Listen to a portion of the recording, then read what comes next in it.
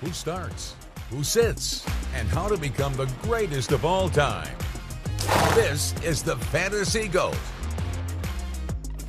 What's up, kids? Hello and welcome to the Fantasy GOAT. That's Jason Feinberg. I'm Mike Davis. Let's tell you what's on the docket for today's show. If you're feeling the pressure with all these fantasy football injuries, don't worry. Dr. Nithin Natwa is joining us with some expert advice on some 4 top guys. Then we got Ian Ritchie live in the studio from Full Time Fantasy. He's going to be breaking down that waiver wire, all the top ads we need to get to. Plus, we got your GOAT weather report a little later on. But first, Jason, it's time for a game of livestock. This or that. So first up, my man, let's do this. I think this is fascinating. Brock Bowers or Travis Kelce for the rest of the season, who would you want on your fantasy team? Oh, I would take Brock Bowers because Travis Kelce, like the rest of the Chiefs, are in La La Land. I mean, they're not even gonna get things going until week 16. So definitely, I'd take a lot of tight ends over. See, I'm not over. Listen, he still has that energy, that magical power coming from Taylor Swift. I mean, he's got a lot of good juju going on there. Maybe the first 2 weeks weren't great. Yes, Brock Bowers is the number 2 overall tight end in fantasy right now. Right. But I don't know. I mean, it's still Travis Kelce. Yeah. For the rest of the season, week in, week out, you still might want that guy. It is. Yeah, it's a close call. They both would be top 5 probably throughout the whole season. Yeah. I listen, in one league actually on full-time fantasy, I both. So that's the position you definitely want to be in. All right, next up for this or that, Jason, I already know which way you're going to go. Isaiah Likely or Mark Andrews? I didn't go crazy with my fab budget on anybody except for Isaiah Likely. How much did you spend? $271? It was 25% of my budget. And even though he didn't do a whole lot last week, I still love Isaiah Likely. I really believe in him. And I think that they can coexist. Can we be real? Yeah. What if 12 targets the first week, 111 yards, a touchdown. Last week, 3 targets, 2 catches, 26 yards. Well, not a lot changed. How could they go from the dude who almost won them the game opening week to not getting any targets basically in the second game? Mark Andrews is still probably the bona fide guy there. Look, they were playing the mighty Las Vegas team. Yes. I mean, they shut down everybody. I never get that about football. It's like you have a dude who's a stud last week. You would think part of the game plan would be, let's get Isaiah Likely the ball. They didn't do that. But the thing is Lamar, he doesn't throw to the sides anyway, so the sideline. So he's going to go right up the middle with both of them. What they should do is they should bring back the old New England style and do a little Hernandez grind and all that good stuff. All right, and last up for this or that, this is a tough one, Jason. Yeah. Christian Watson or Jaden Reed, which wideout in Green Bay do you want on your team this rest of this year? So I've drafted both of them in a few leagues. I would still go with Jaden Reed just because he's a little bit more of a Swiss Army knife, whereas Watson, we know I think the ceiling is a lot higher on Reed. Yeah, I mean, Reed is so dynamic. We saw everything he did in that first game in Brazil against Philadelphia. He was all over the field. And Jordan Love, when he's playing, I mean, that's the guy he's looking for. He's so dynamic, whether he's kind of like a Debo Samuel kind of player. Yeah, a little bit. So I think, as much as I want to argue with you, we got to go. Same page here. We both like Jaden Reed. All right, time for the 2-minute drill. Yes, our new favorite segment where Mariah Janos from Beat the Odds joins the show to give us unbiased perspective and opinions on our head-to-head matchup, Jason. I don't know why you think it's your favorite segment. She ripped on you big time last week, and it's coming for me. I think I beat you again this week, but it's coming. I was being facetious. I think a better way to just say it more bluntly, this is where she rips us to shreds. So Mariah, just go do your thing. Don't hold back. You know what, you guys? It's not all bad this week, I will say. We talked about week 1 being unpredictable. Week 2 was a doozy as well. Underdogs winning outright, injuries galore. Now we got a quarterback change just 2 weeks into the season. So let's go over how you guys did. Mike, you got Justin Herbert with 12.2, Isaiah Pacheco 16.1, Brandon Ayuk 8.3, Pat Freiermuth 7.9 for a total of 45.1. Then we got Daniel Jones for Jason, 18.2, the best he'll do all season.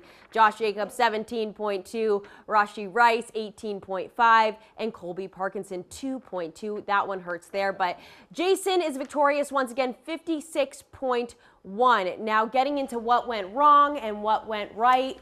Mike, for the second week in a row, you've gone with a quarterback that's decided to hit a low when it comes to pass completions. Week 1 showed us that LA is winning games on the ground and through their defense. It's also a very Harbaugh thing to do. So Herbert isn't the wisest pick if you're trying to win.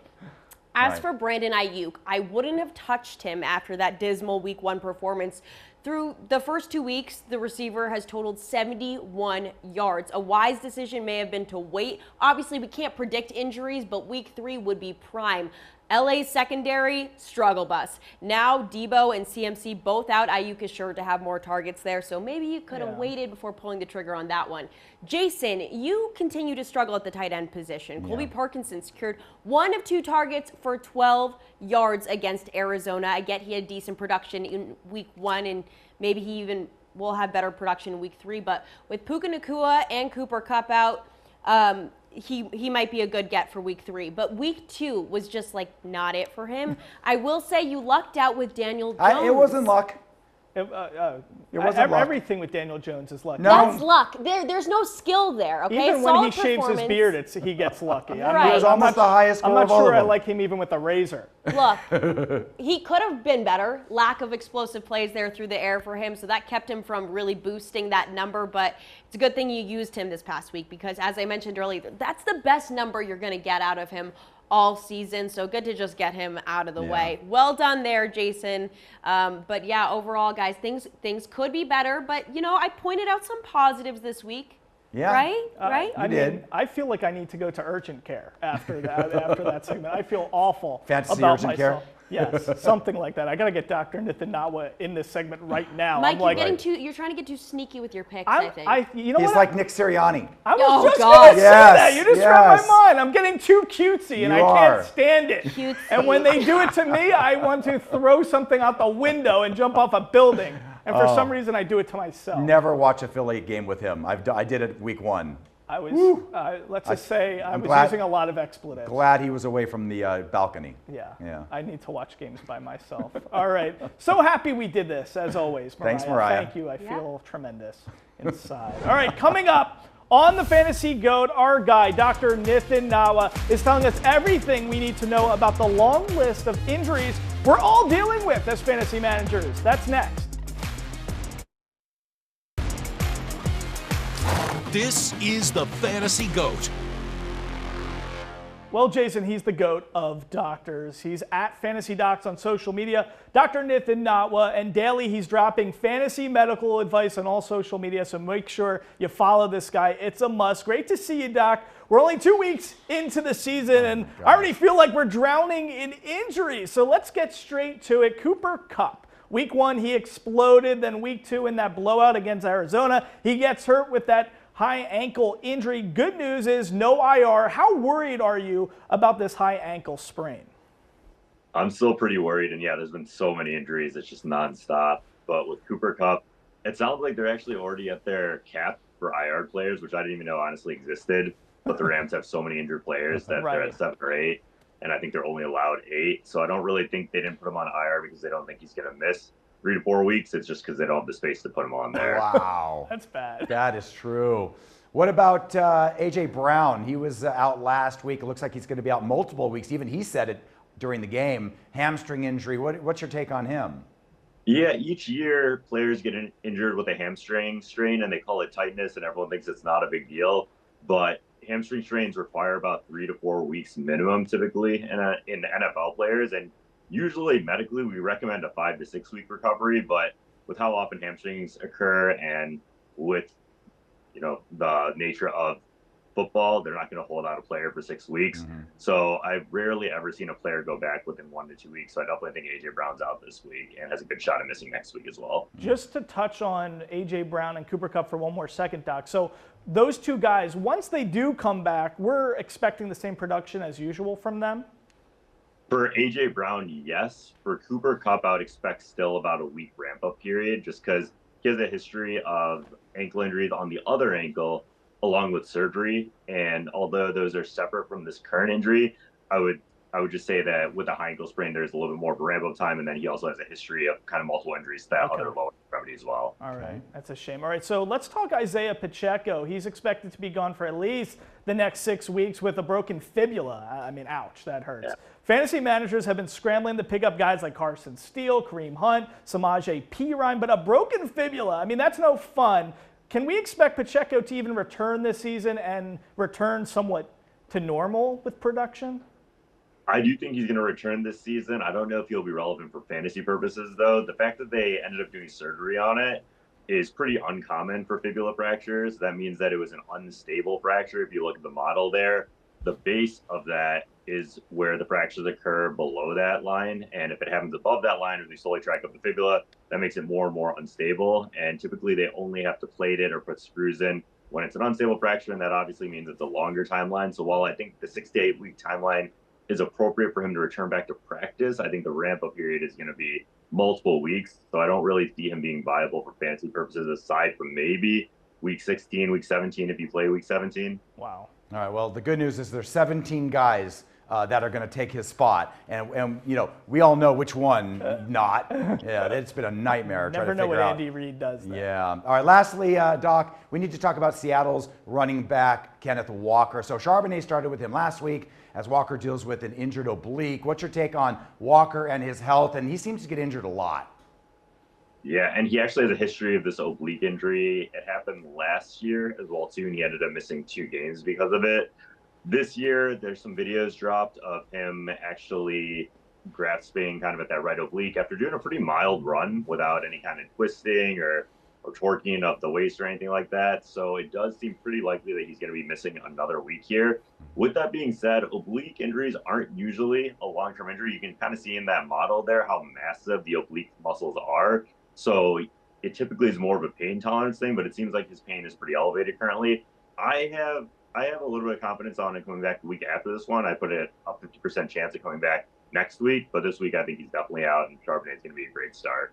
I love all these graphics we got here, Doc, because, listen, now I know I wasn't born with an oblique. That's why I have no abs. I'm incapable of developing abs because I wasn't born with an oblique. Medical science is tested. They were looking at me. They used to study me. They're like, You're a phenomenon. This boy was born without an oblique. You should make a movie. Your parents, he'll be normal, but he'll never have abs. Doc, you're the best. Go follow @FantasyDocs on social media to keep up to date with all the latest fantasy injury news. He's like posting on Sunday during the game, so like you got to follow this guy. He's the best. Dr. Nithin Natwa, thank you so much. Good luck this week. We'll see you soon. See you later. See ya.